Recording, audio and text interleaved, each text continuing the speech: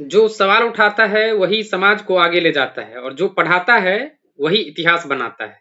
नमस्कार दर्शकों, आप देख रहे हैं सत्यबोध न्यूज, जहां हम महापुरुषों को मूर्ति नहीं विचार के रूप में देखते हैं। और आज का सवाल साधारण नहीं, आज का सवाल इतिहास से संवाद करता है।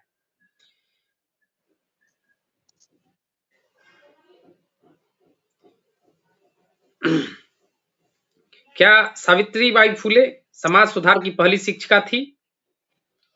यही सवाल है आज का हमारा, और आज हम इसी चर्चा को आगे लेकर के जाएंगे।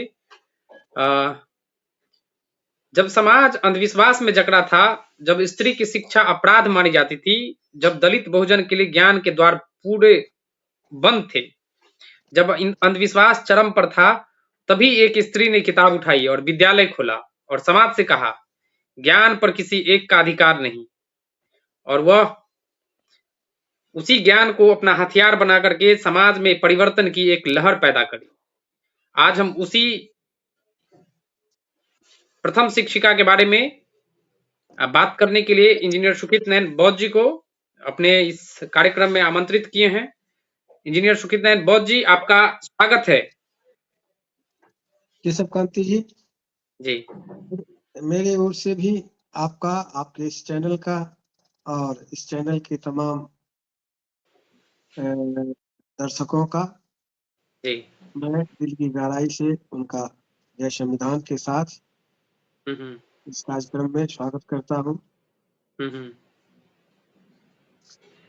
जी, नए साल की शुभकामना भी देता हूँ। उनका जीवन मंगलमय रहे और तमाम तरह की खुशियाँ उनके जीवन में प्राप्त हो नववर्ष में। जी, जी। तो दर्शकों, अगर आप चाहते हैं कि इतिहास को सिर्फ याद नहीं समझा जाए, बल्कि उससे कुछ सबक ली जाए, सीख ली जाए, तो इस वीडियो को लाइक करें, शेयर करें और हमारे सत्यबोध न्यूज को सब्सक्राइब करें, क्योंकि यहाँ शिक्षा भी है और सवाल भी है, और सवाल भी शिक्षा है। तो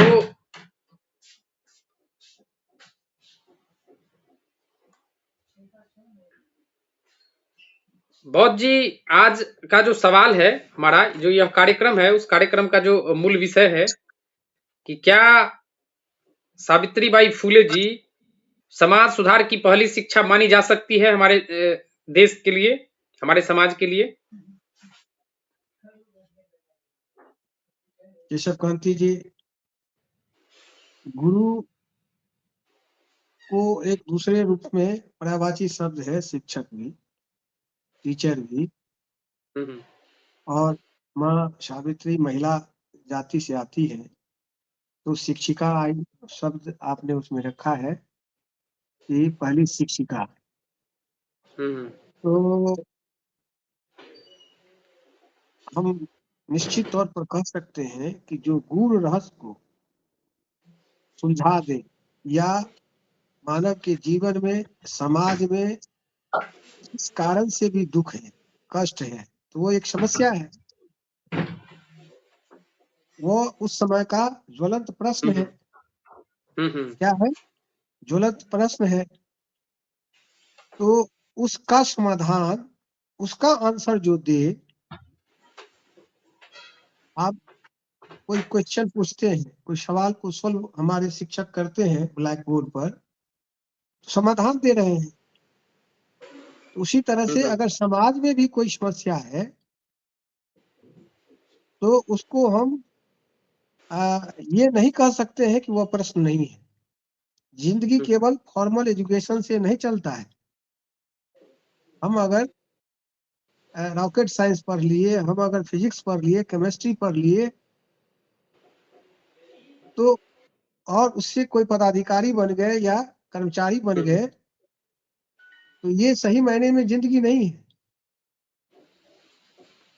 समाज में आपको सामाजिक समस्याओं का निदान अगर नहीं आप सीखा, तो फिर जो है, और उसका सवाल का कोई आंसर नहीं दिया,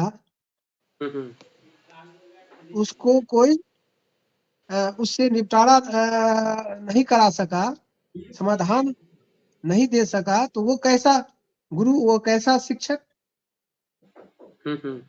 तो इसमें संत कबीर की एक वाणी को मैं कोट करता हूं। वो कह रहे थे, सत्संग सत्संग सब करे, कहे सत्संगी न कोई। सत्संग सत्संग सब कहे, सत्संगी न कोई। कथनी करनी एक किए बिना, सदगुरु कैसे होए। तो माँ सावित्री तो सत्य का शोध की थी कि समस्या जितनी भी है समाज में मनुवाद के कारण, और उसमें शोषित समाज के पास जितनी भी तरह की समस्याएं थी, उसका समाधान ही तो वो खोज निकाली थी। वही तो सत्य शोध का एक 9 लाइन का 9 माने लाइनों का उनका विचारधारा था, वही आंसर था। तो इस तरह से आपका जो यह प्रश्न आपने रखा है कि समाज सुधार की पहली शिक्षिका, तो निश्चित तौर पर आपका यह प्रश्न 100% सही भी है, और इसके समर्थन में मेरा विचार 100% है कि माँ सावित्री ही पहली शिक्षिका में अपने पति के साथ, लेकिन ये चूंकि आधी आबादी का प्रतिनिधित्व कर रही थी, अब उससे पहले कोई नहीं की थी। अनुवाद जब से भारत पर लागू हुआ, अपना उत्कर्ष शुरुआत से लेकर उत्कर्ष तक, इनके समय तक जिस अवस्था में था, तो उसको चुनौती देने वाला, उस समस्या का समाधान करने की दिशा में इन्होंने पहल की।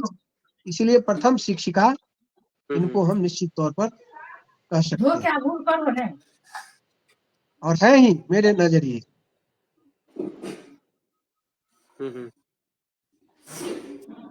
इनका तो यही था, जी इतना बुरा नहीं है जितनी बड़ी खामोशी, बोलना सीख लो मेरे भाई, वरना पीढ़ियां गूंगी हो जाएगी।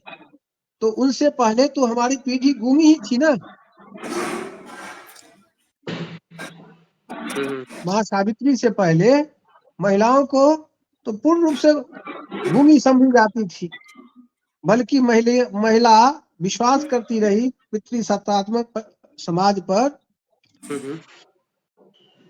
पूर्ण रूप से विश्वास करती रही, लेकिन उसका मिसयूज होता रहा। महिलाओं पर ही अत्याचार ढाया जाता रहा। तो हम कहना चाहेंगे कि जीना जलील होकर दो जग से कम नहीं। दो जग का अर्थ है दोगला से। जीना जलील होकर दो जग से कम नहीं, इज्जत से यदि जान भी जाए तो भी कोई गम नहीं। तो माँ सावित्री उसी रास्ते पर निकल चुकी थी। उनके ऊपर तमाम तरह का मनवादियों का एक तरह से हमला हुआ, चाहे गोबर फेंका गया, कीचड़ फेंका गया, पत्थर फेंका गया, या उनको जान से मारने की धमकी दी जाती रही, लेकिन किसी तरह का उन लोगों के प्रेशर पर ही दोनों पति पत्नी को घर से निकाला गया। समाज डर से कोई सहयोग नहीं कर रहा था। इसलिए उनका यही कहना था कि नहीं, हमको किसी भी कीमत पर, वो धर्म समझती थी कि अपने अधिकार के लिए लड़ना और समाज के लिए काम करना, यही मानवता का सबसे बड़ा तकाजा था, है और हमेशा रहेगा। जो इस पर काम करता है वो निश्चित तौर पर यश के भागी होते हैं, सराहनीय व्यक्ति होते हैं। लेकिन माँ सावित्री इसकी शुरुआत सबसे पूर्व में की, इसीलिए यह सामाजिक शिक्षा के क्षेत्र में भी प्रथम शिक्षिका का दर्जा हम उनको देते हैं। बौद्ध जी, माता सावित्री बाई, जिसके बारे में आज भी बहुजन समाज, हमारा जो बहुजन समाज है, वो आज भी उतना बेहतर तरीके से नहीं जान रही है, क्योंकि जितना उनका हमारे समाज के लिए योगदान रहा है, विभिन्न कुरीतियां, विभिन्न प्रथा और जो हमारे समाज को खोखला कर रही थी, उससे मुक्त करने के लिए उन्होंने हमेशा आवाज उठाने का प्रयास करी और उसके लिए सिर्फ बोलने तक नहीं, वो करके दिखाई, परिवर्तन ला करके दिखाई। लेकिन आज भी बहुजन समाज इस जो हमारी प्रथम शिक्षिका है माता सावित्रीबाई फूले, उनके बारे में उतना कुछ नहीं जानती है। जबकि बहरहाल जो हम ये समझते हैं कि अभी भी हमारे समाज में अभी कुछ दिनों के बाद सरस्वती पूजा जो का प्रारंभ होगा। हमारे गांव में, हमारे समाज में हर एक जगह पूजा पाठ पंडाल लगेंगे। लोग जो है मतलब चाहे पढ़े ना पढ़े, लेकिन जो पूजा तो जरूर करेंगे। शिक्षा ले या न ले, हर घर में जो उनकी तस्वीर लगाई जाती है। और साथ ही साथ जो खुद पढ़े ना किताब, लेकिन उसके सामने में किताब जरूर रख देते हैं जब पूजा पाठ होते हैं। तो ये एक बहुत बड़ी बात है कि जो हमारे समाज के लिए बदलाव लाई, जो हमारे समाज में परिवर्तन ला करके दिखाई, उसको हम जानते तक नहीं है। लेकिन जिसके बारे में हम जानते भी नहीं, जिसके इतिहास के बारे में, और उसका हम पूजा कर रहे हैं। जिन्होंने हमारे समाज को योगदान दिया कि नहीं, मुझे भी नहीं पता कि सरस्वती देवी जो है उसका क्या योगदान है हमारे समाज में, हमारे लिए जो क्या योगदान है। मुझे कोई ऐसा इतिहास मैंने अभी तक पढ़ा नहीं। मैं अपना बात कर रहा हूँ, मतलब मैंने अभी कोई ऐसा इतिहास पढ़ा ही नहीं कि सरस्वती देवी जी का क्या योगदान है शिक्षा को लेकर के इस समाज में। लेकिन जिस देवी के बारे में हम अभी चर्चा कर रहे हैं, जिसके नाम पे हम पखवाड़ा का जो प्रारंभ किए हैं, कि जिन्होंने जो शिक्षा की मिसाल बनी, प्रथम शिक्षिका बनी, समाज में हर एक व्यक्ति के लिए जो विद्यालय खोली, और जो उस समय में जब जो गरीबों, शोषित, वंचित को पढ़ने से जो रोका जा रहा था, उस वक्त उन्होंने जो है मतलब शिक्षा की अलख जगाई। जिस समय उसे विद्यालय तक जाने से जो रोका जा रहा था, उस समय वो जो वस्त्र बदल बदल करके जो विद्यालय तक पहुंच करके जो है पढ़ाने का काम करी। तो उनके बारे में इतना कुछ काम है, और हम अपने चैनल पे जो इस कार्यक्रम के माध्यम से बहुत सारी जानकारी हमारे समाज को भी हम दे रहे हैं। लेकिन क्या आप बता सकते हैं कि हमारे समाज में सरस्वती देवी जी का क्या योगदान है? जिनका पूजा हमारे समाज के जो बहुजन लोग भी जो हर घर में जो ये पूजा करेंगे, तो उनका भी कुछ योगदान तो होगा, क्योंकि मुझे जानकारी नहीं है, इसीलिए मैं आपसे जानना चाहता हूँ। केशव जी, जो इतिहास नहीं जानता जी, वो इतिहास अपना स्वर्णिम बना भी नहीं सकता। और इस देश में शिक्षा पर प्रतिबंध लगाकर बहुजनों के प्रति लोगों ने बहुत बड़ा षड्यंत्र किया, हमें गुलाम बनाए रखने का। और उसी क्रम में शिक्षा पर प्रतिबंध, धन रखने पर प्रतिबंध, जनबल को तोड़ा गया, सांस्कृतिक बल छीन किया गया, और हम अंत में मनोबल भी चला गया। तो ये सब एक सोची समझी रणनीति थी उन लोगों का, मुट्ठी भर लोगों का, और अब उसके हम लोग शिकार हुए। तो जितना भी त्योहार है, अब सब कुछ उजागर हो रहा है। जब माँ सावित्री प्रथम शिक्षिका बनी और ज्योतिपुंज और सत्यशोधक ये ज्योतिबा फूले हुए, तो उस दिन से उनका जो आइडिया आगे चलकर जब अब हम लोग पढ़ते हैं, समझते हैं, गुलामगिरी का किताब और विभिन्न उनकी लेख पढ़ रहे हैं, तब हम लोगों को ये बात आती है कि इसमें बहुत बड़ा षड्यंत्र था, चाल था। रुकता नहीं तमाशा, रहता है खेल जारी, इस पर ये कमाल ये है, दिखता नहीं मदारी। उन मदारियों का जो बंच ऑफ थॉट है, उन मदारियों का जो एक हमारे गैंग है, टीम है, जो अनवरत इस पर काम करता है। और हमारे साथ जहां कहीं भी छल हुआ, उन तमाम घटनाओं के ही समय उन्होंने एक नया मन ग्रंथ पर्व का निर्माण कर दिया। अभी देखिए 17 सितंबर को पेरियार रामास्वामी नायकर जी का जन्म है। उन्होंने मनुवाद को अपने पैर के ठोकर से नष्ट नाबूद कर देने का प्रण लिया था, और किए भी। उन्होंने, उनके द्वारा जो पार्टी की स्थापना की गई, तृणमूल करगम डीएम के, तो वो जो है उसी दिन विश्वकर्मा पूजा का उनका रूपरेखा देख लीजिए, उसी से मिलता जुलता। हाँ बिल्कुल। उस दिन जबकि उनके विधान के अनुसार जितने भी पर्व है उनका गणना जो है दिन तारीख जो है एक अलग पद्धति से है, कोई फिक्स दिन नहीं होता, तारीख उसका फिक्स नहीं है, लेकिन विश्वकर्मा पूजा उसी दिन रखा गया। क्यों रखा गया? तो इसमें चाल था कि पेरियार जितने वास्तविकता पर खरा उतर रहे थे, वैज्ञानिक सोच वाले थे, अगर समाज और उससे समाज को फायदा हो रहा था, क्योंकि भाग भगवान के पीछे हमारे बहुजन समाज का कमाया हुआ धन भी नष्ट होता था और समय भी उसमें जाया होता था। वर्तमान में ये कहा गया है शूद्रों के लिए, क्या धर्म एक नहीं कुछ दूजा, धर्म एक, रामायण में लिख दिया गया है, धर्म एक नहीं कुछ दूजा, मन वचन कर्म विप्र पद पूजा। ये रामायण का अंतिम सार है कि बहुजनों को क्या करना चाहिए, उसको कोई इच्छा नहीं, वो कुछ खराब काम किए थे, उसका प्रतिफल है कि आप शूद्र में जन्म लिए, तो अब आपको एक ही कर्म बचता है कि मन लगाकर तन मन धन से एक ही काम कीजिए। तन है, धन तो था ही नहीं, आपको रहने नहीं दिया, और मन से आप विप्र की पूजा कीजिए, पद की पूजा कीजिए। तो यहाँ पर खेला है। और उसी तरह से आप देखिए हमारे अंबेडकर साहब का 6 दिसंबर को महापरिनिर्वाण होता है और उसी दिन बाबरी मस्जिद को गिराया जाता है, ताकि वो डेट याद हो रहे लोग, लेकिन बाबा साहब का परिनिर्वाण लोग भूल जाए।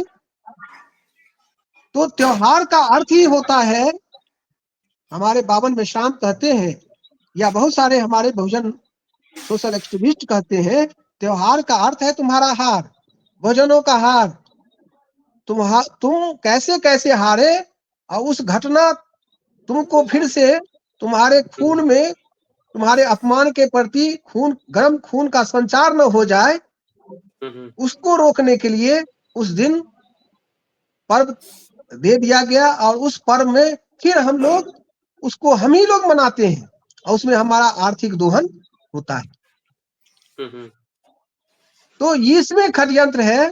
तो हम यही कहना चाहेंगे कि इससे हम तमाम लोगों को निकलना चाहिए। तो कबीर साहब कहते हैं, कबीर साहब का कथनी कहे सो पुत्र हमारा, वेद पढ़े सो नाती, करनी करे सो गुरु हमारा, कहे कबीर ज्ञानी। तो जो करनी पर बात करता है तो हमारा समाज ही अर्जक समाज है। देखिए एक से एक इंजीनियर है, सभी विभाग डिपार्टमेंट अलग अलग है, कोई दूध से मक्खन निकाल लेता है, घी निकाल लेता है, कोई जमीन को चीर के इतना तरह का वैरायटी ऑफ माने फूड्स, फल विभिन्न तरह का उपजा लेता है, कोई लकड़ी का विभिन्न फर्नीचर बना लेता है, कोई लोहा को पीट के, कोई मिट्टी को कूट के। तो सब यहाँ पर एक से एक साइंटिफिक टेम्परामेंट वाले लोग हैं, परिश्रमी हैं, अर्जक हैं, राष्ट्र निर्माण में अपनी भागीदारी देते हैं। लेकिन यहाँ पर तो इस तरह से कबीर जब कह दिए जो करनी करे सो गुरु हमारा, और उस करनी पर जब हम करनी में निपुण है, और जितना भी वैज्ञानिक खोज हुआ है ट्रायल एंड एरर से, एक बार नहीं कई बार, अनेक बार जब दिमाग को लगाया गया, तब प्रकृति के रहस्य को हम सबों के बीच लाया गया, और वो जो है सार्वजनिक होता है, सार्वभौमिक रहता है, और मैंने इस तरह का सबके लिए लाभकारी होता है। लेकिन उनका खोज क्या है? वो तो कहते हैं कि हल चले न चले कुदारी, बैठल पेट भरे मुरारी है। और फिर उसी में ये भी विधान रख दिया गया कि क्या हमको अंधविश्वास में, पाखंड में रख लिया गया, और बीच में पुरोहित दीवार विभिन्न तरह का रख दिया गया कि पुरोहित का काम नाम अच्छा था कि पुर का हित करेगा, गांव का हित करेगा, लेकिन हमारे बहुजनों के अंदर स्किल डेवलप नहीं हो, वो खोजी नहीं हो जाए, रिसर्चर नहीं हो जाए, वैज्ञानिक सोच वाले तो हैं, अर्जक हैं, लेकिन वो उच्च शिखर तक न पहुंच जाए, तो इसके लिए उसका प्रतिभा वैसे ही कुंठित रह जाए, उसके लिए उन्होंने प्रत्येक चीज के लिए ऐसा विधान बना दिया था कि तुमको कोई भी काम करना है तो पहले पूछना हमसे। था कि नहीं इस समाज में? उसके लिए वो फीस लेता था। आपको मूर्ख बनाए रखने के लिए, आपको गुलाम बनाए रखने के लिए भी उनको फीस चाहिए था। तो कह ही रहा है कि हल चले न चले कुदारी, बैठल पेट भरे मुरारी।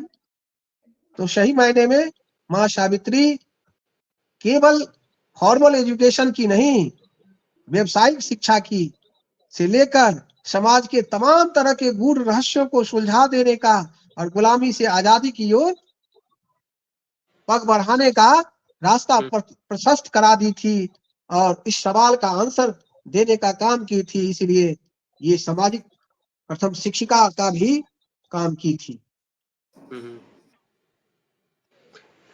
अजय जी, आपका भी हमारे इस कार्यक्रम में बहुत दिनों के बाद स्वागत है। आप बहुत दिन से जो है हमारे कार्यक्रम में आप भाग नहीं ले रहे थे। हाँ, कुछ व्यक्तिगत कारण था। हम बाहर थे अपना दरभंगा से। अब हम हैं आपके साथ, और फिर हम बहुत खुश हैं। अपने काम का जो एक ये लक्ष्य था वो पूरा हो गया है और सकारात्मक रहा। और आज भाई इंजीनियर साहब से बातचीत हुई और बहुत खुशी हुई कि आज शाम में हम लोग बात कर रहे हैं। जहाँ तक सावित्री बाई फुले की बात है, हम देखते हैं कि कुछ आदमी केवल और केवल शब्द से कुछ माने क्या कहते हैं कि जो बहादुर होते हैं, लेकिन जब व्यवहार में उसको देखा जाता है तो वह कहीं का नहीं होता है। हम माने किसी ने लिख दिया, मेरे पुरखा ने नहीं लिखा है, किसी का पुरखा ने लिख दिया कि यत्र नार्यस्तु पूज्यन्ते रमन्ते तत्र देवता। ये मनुस्मृति की एक पंक्ति हम ये रखते हैं, यत्र नार्यस्तु पूज्यन्ते रमन्ते तत्र देवता। अरे साहब कहीं का, और तुम एक जगह केवल दिखाने के लिए यहाँ पर लिखते हो, फिर दूसरी जगह लिख देते हो कि ढोल गंवार शूद्र पशु नारी ये सब है तारण के अधिकारी।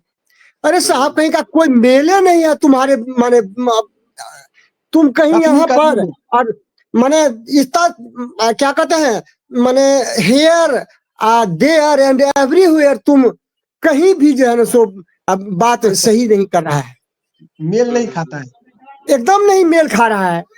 हम तो कहते हैं क्या कीजिए, किसी का शब्द, किसी का वाक्य और किसी का भाषण से कहीं अधिक उसका एक काम बोलता है। Action speaks louder than the word. जब हम तथाकथित मनुवादियों के द्वारा लिखे गए धर्म ग्रंथ का साक्षी रख करके यदि यहाँ कहें तो हम शर्मिंदगी का महसूस करते हैं कि जिनको हम पूजा सरस्वती मान करके करते हैं, जब उनके हिस्ट्री और केमिस्ट्री को जब हम देखते हैं